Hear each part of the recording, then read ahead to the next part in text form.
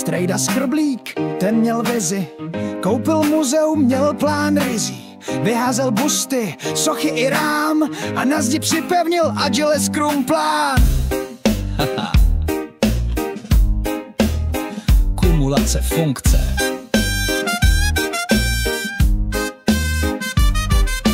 Hej hop, v Javě píšem kód, pod obrazem dali ho, jede hustý node a ve středu místo pauzy na kávu vede školní středověkou výpravu. Na recepci sedí HR pleb v brnění z kartonu a sbírá CV šéf. Před věstonickou Venuší v rohu běží stand-up meeting Úsvitu bohů.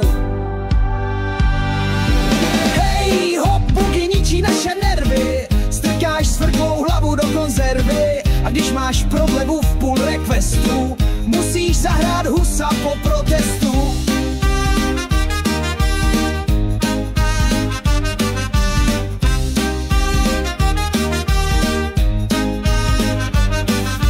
Uksák brečí, mně chybí data. Kurátor řve, tohle je zbroj svatá.